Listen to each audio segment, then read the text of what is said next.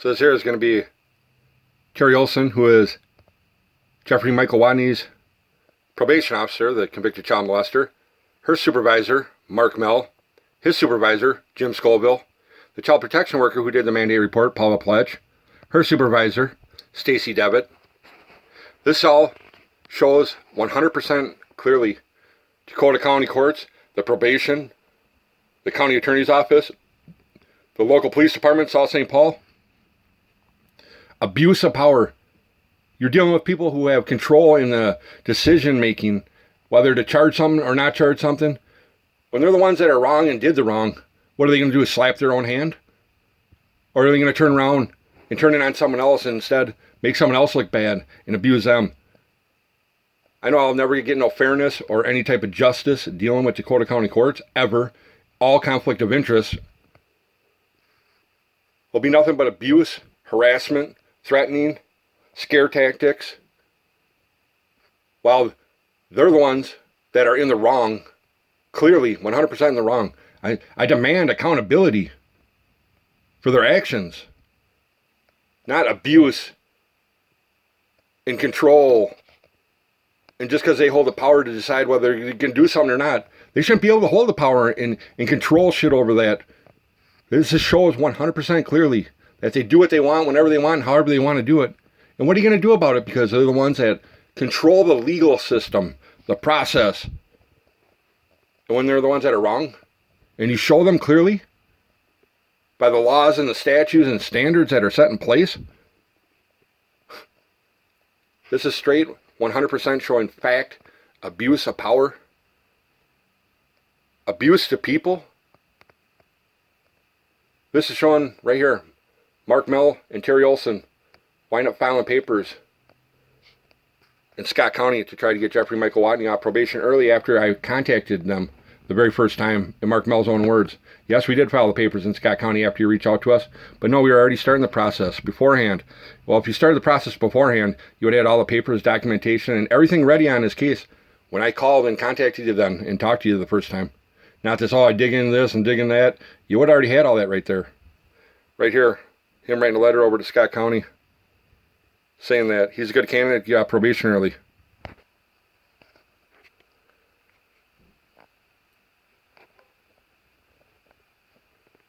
Terry Olson, the probation officer, was there during the Zoom hearing.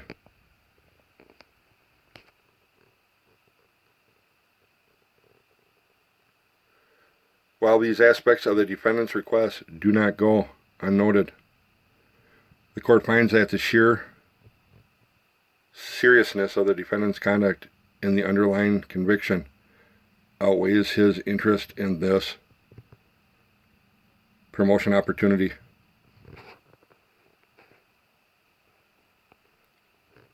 So the severiness of his crime outweighed him to get a job, promotion, but the severiness of him living in the flat estate and go on vacation with my minor child.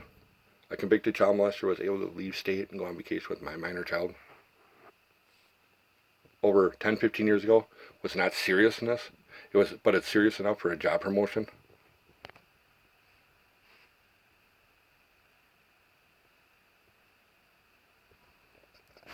This is a letter I wrote over to Judge Christian Wilton, the judge that heard his motion on trying to get out probation early.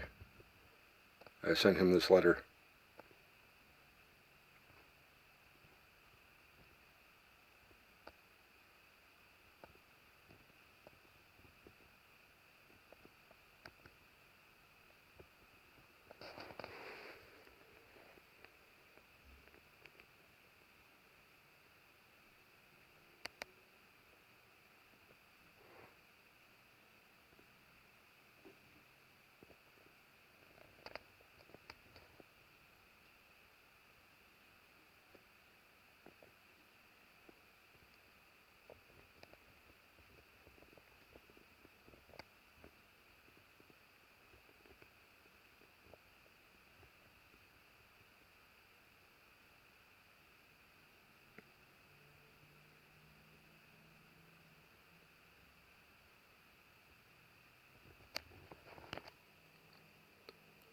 Plus, you're going to hear in these conversations on how each and every one of them Didn't know who I was, didn't know how to contact me, didn't know anything about me.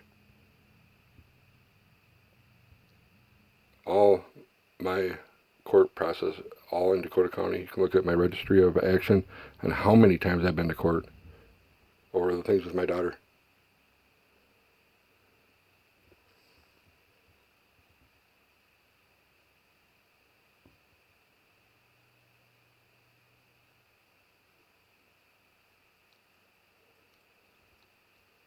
The minor child's biological father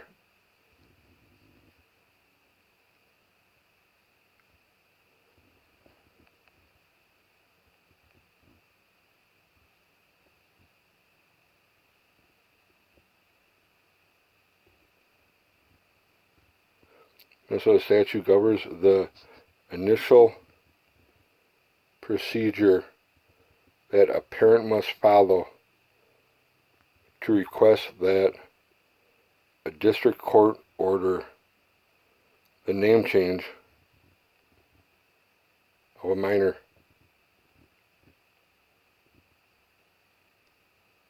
The section states that no minor child's name may be changed without both parents having notice of the pending application for change. But they put a convicted child molester on my kid, and they don't inform me, don't contact me, they don't anything whatsoever. Notify me, tell me, contact me, send me a letter, nothing whatsoever about a convicted child molester around and living with my kid.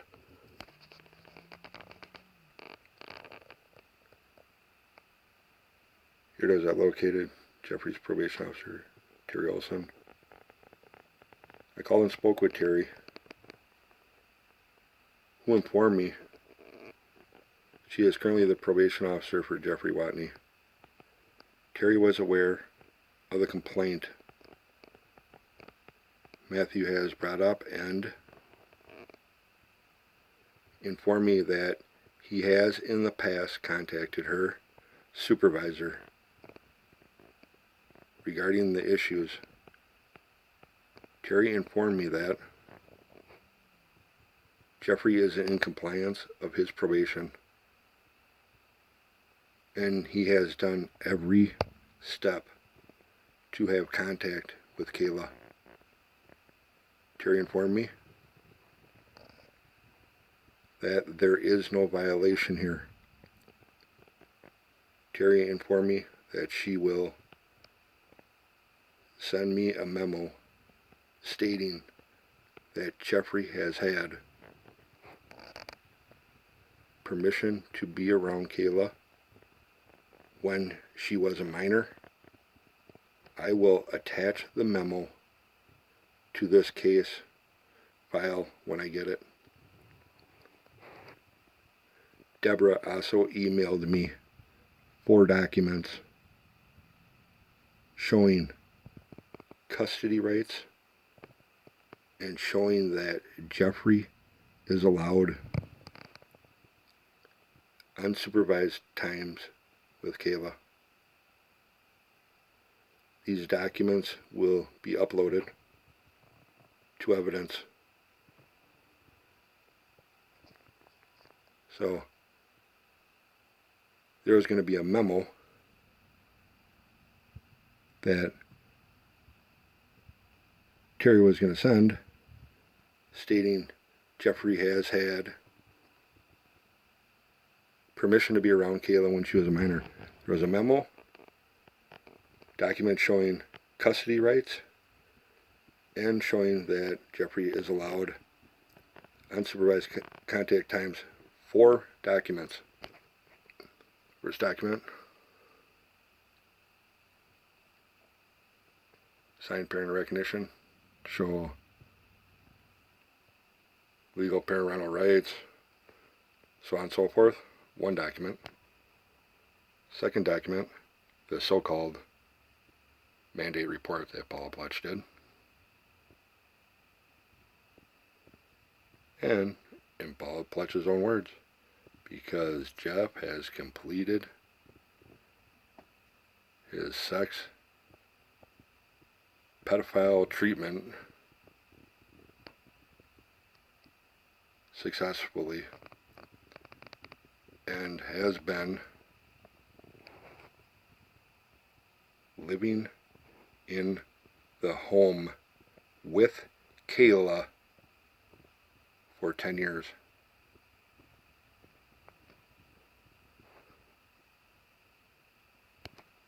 And third document, the so-called certified supervisor for children, which is not, it's a 2-hour workshop, which I already did a thing, backing it up, saying something that had to be done annually, if you want to say that's what it is. So, 4/16, 2006, it would have been void, no good, would have had to been renewed. But I believe this thing was just made up just to cover their tracks, just like the so-called mandate report, I believe, was done and just written up just to try and cover their tracks.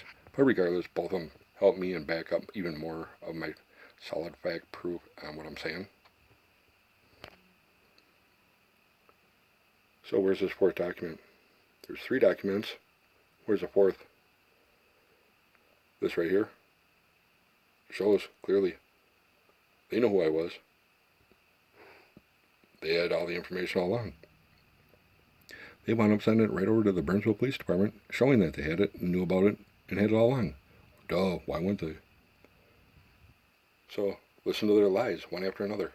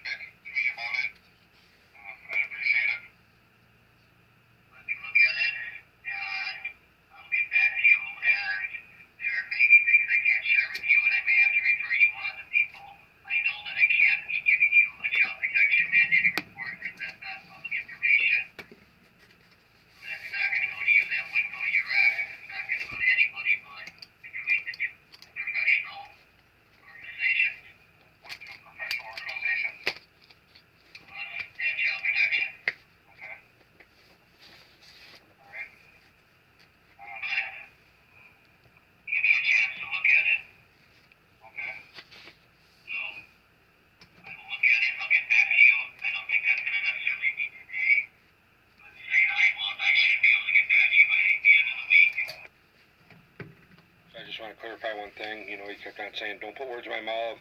I don't know where you're getting the age 16 for, yada, yada, yada. And then, plus on top of that, I was wondering, how do you think, like, a probation officer can go and do a mandated report on a minor child, say if you got joint legal custody to, and they're trying to put a convicted child molester in the same household or around your kid, damn well you should be informed or contacted or notified. You should definitely be aware of it, like you said. And they should reach out to you, get your approval before allowing it. And for you not to get any type of documentation or notice about the report that was being done on your minor child. So I just wanted to clarify the one thing when he said, don't put words in my mouth.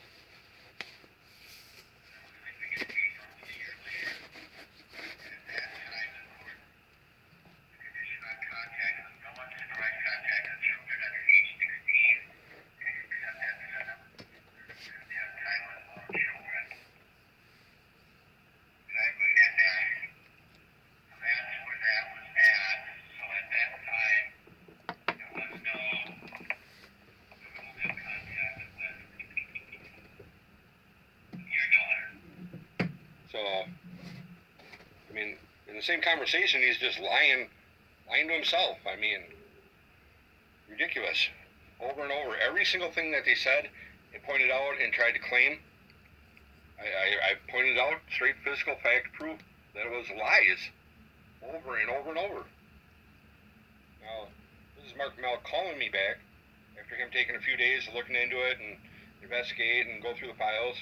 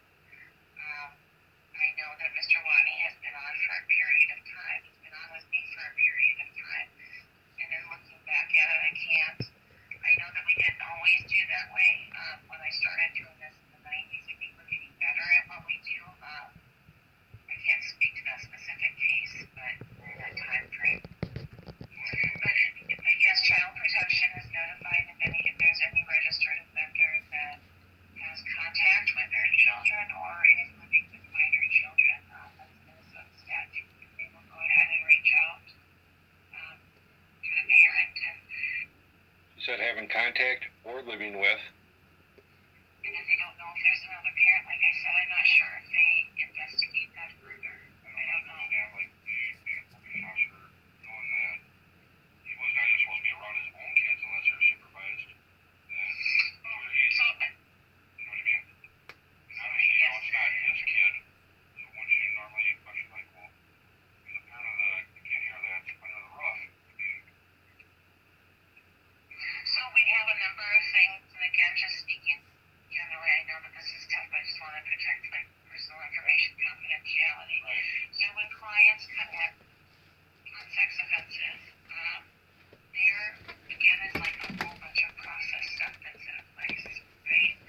So it starts with A bunch of blah, blah, blah, blah, blah, blah, blah. I mean, how is it even hidden? You know what I mean? Like, I don't understand why no one reached out to me or sent a letter or contacted me to be aware of it. If I've joined legal custody legally, I don't understand why I was never notified.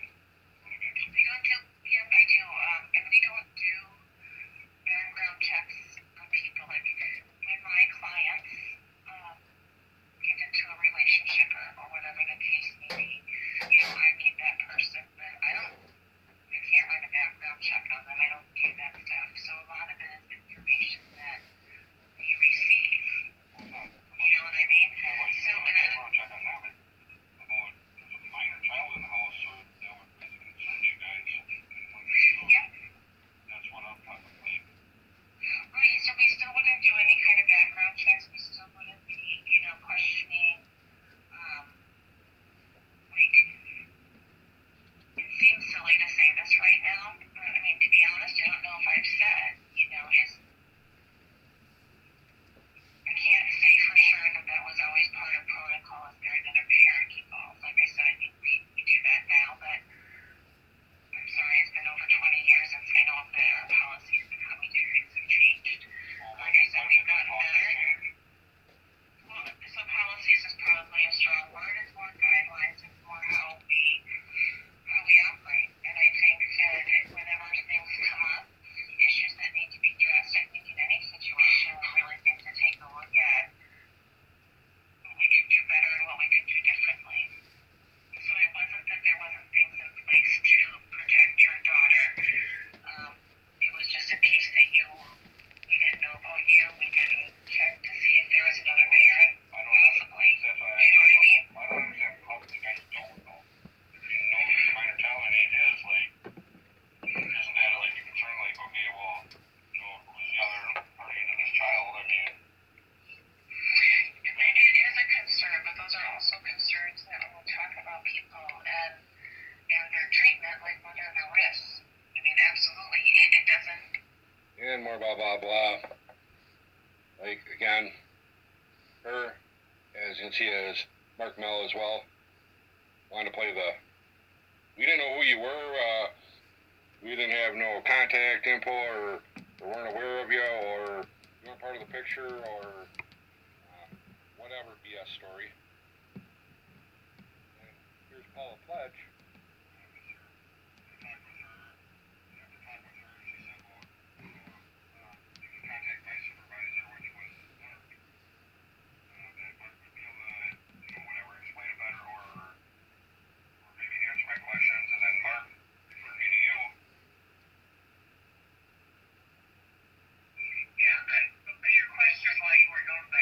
I don't know. I can't tell you that. Sometimes we don't have contact information for the other parent.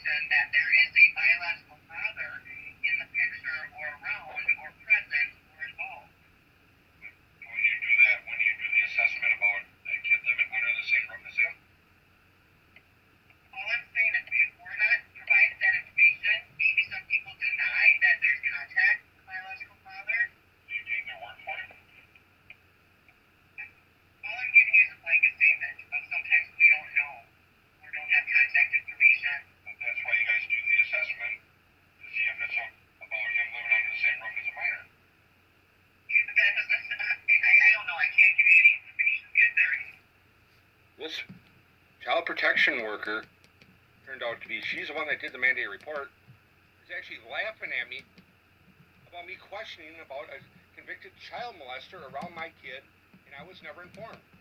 Laughing.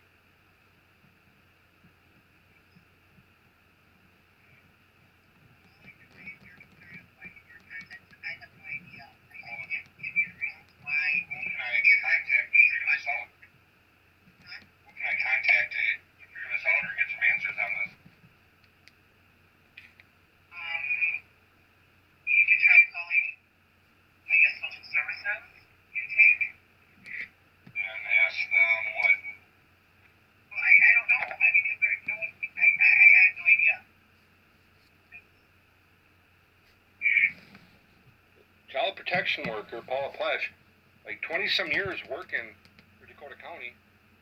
She doesn't know who I should call or contact or who would be in charge of giving me any type of info. I mean, unbelievable. Like, she don't know.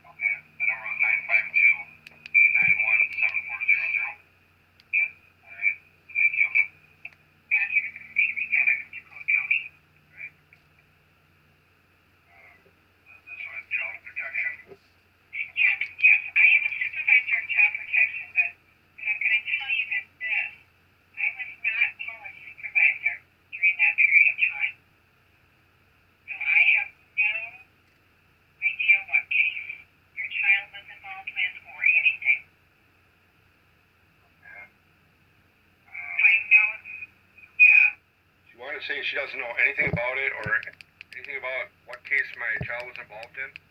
But just said right before that she wasn't Paula Pletch's supervisor at the time. So she knew exactly what case it was, and about whose child, so on and so forth. She said it from the beginning. She knew it was about Paula Pletch. I don't know anything about the situation.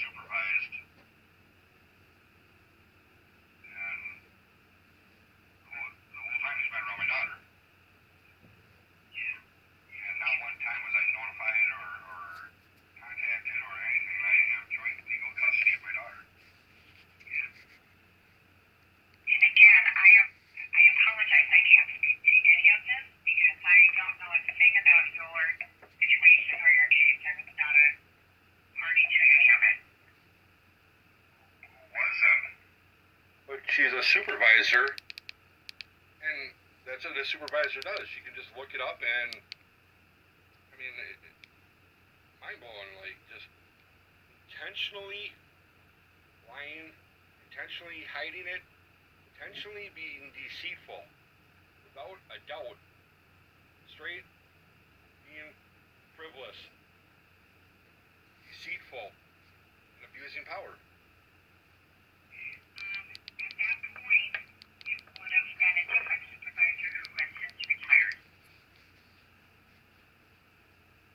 So, Now, at this point, what you can do is have you asked, put in a form to request records. I already did it. Okay. And then you should be able to receive the records in probably about 10 to 15 days. Is that what they told you now? Well, no, now my daughter's 18 and I'm just kind of finding out about all this. And she knew about me already filing, try and get copies of papers. But she said, what did they tell you? 10 to 15 days you can get a copy? So she was already aware of me even calling in, trying to receive copies of the stuff. And so, would you like to have the opportunity to help me understand, and then I will find out who is the best person for you to talk to? What is your hope at this point? Okay, I have not even seen my daughter one time in the past 17 years. Okay?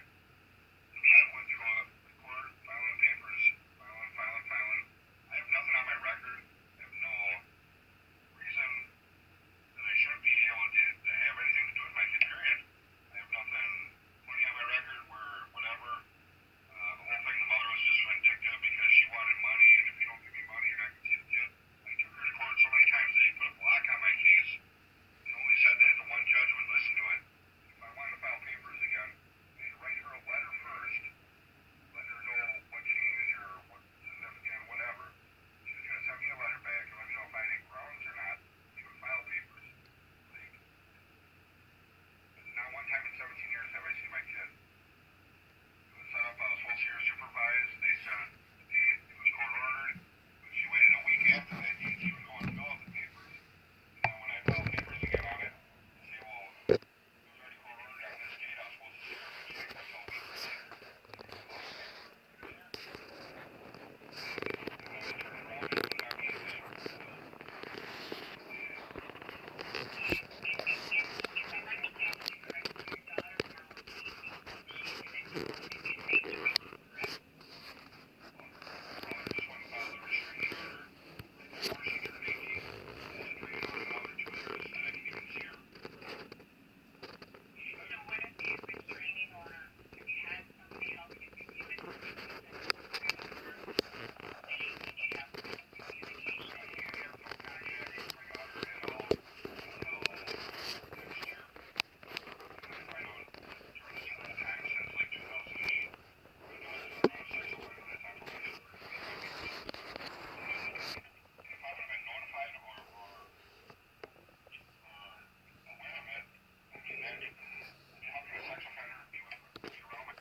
Definitely know if I was aware of it or knew about it, there wouldn't be her, filing no restraining order, including my daughter in it, right before she turned 18, to drag it out another 2 years for me to see my daughter.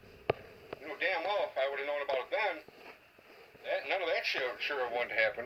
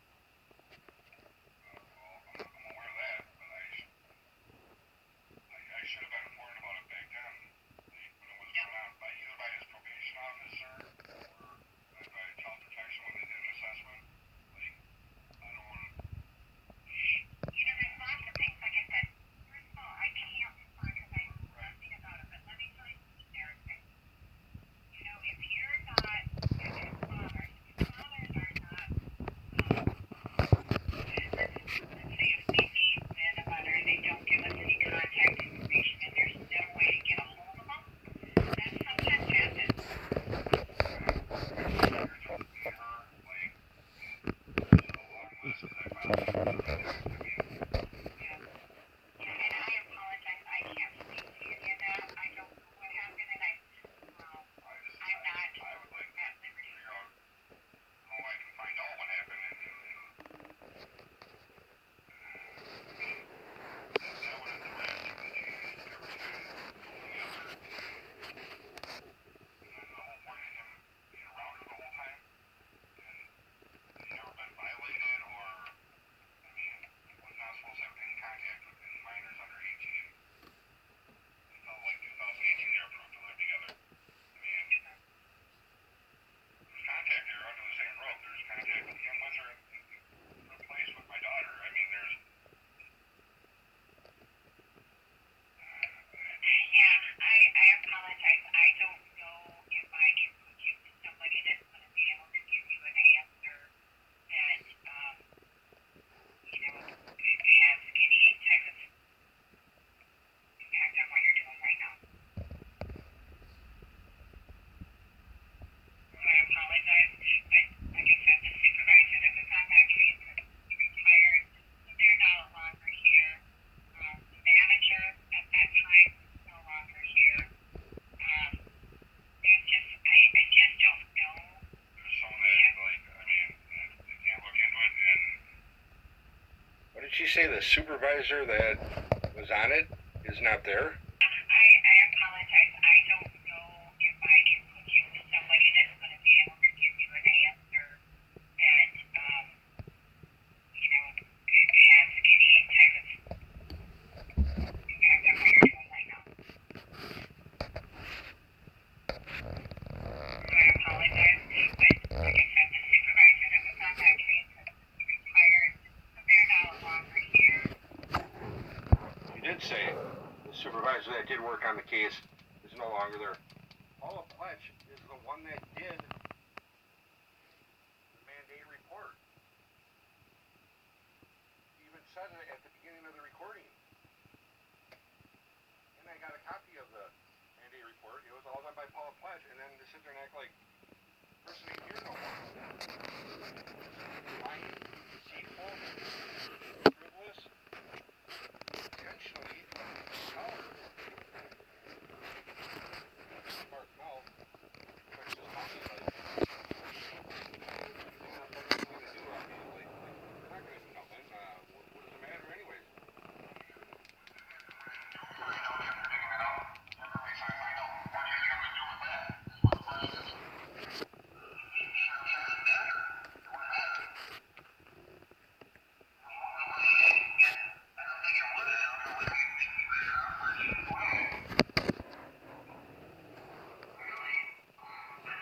He's in there telling me, like, unbelievable. Sitting there telling me it wouldn't matter. This guy's a convicted child molester, still on probation until 2029.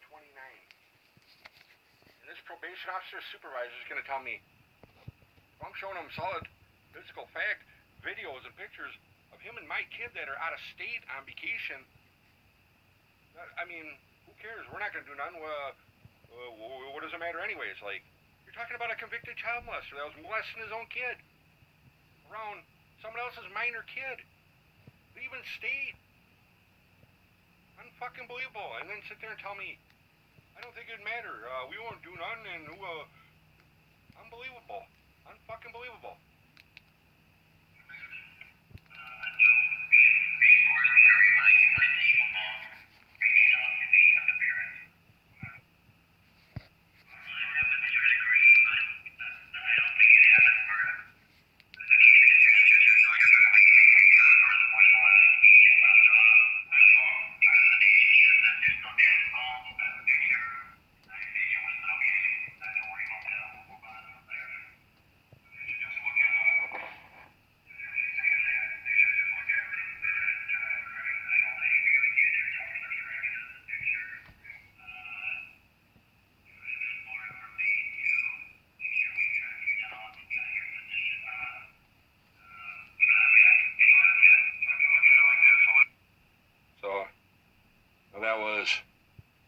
Numerous times Mark Mel, Dakota County Probation Officer Supervisor, Carrie Olson, which is Jeffrey Michael Wadney's the convicted child molester's probation officer. Paula Pletch, who is the child protection worker who actually did the mandate report, and Stacy Devitt, which is Paula Pletch's supervisor, which is a child protection supervisor.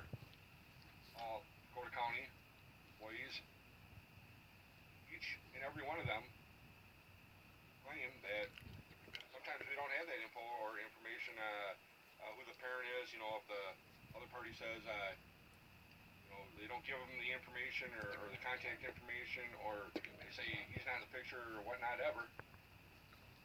Sometimes they don't have that information unless it's provided to them, which is BS.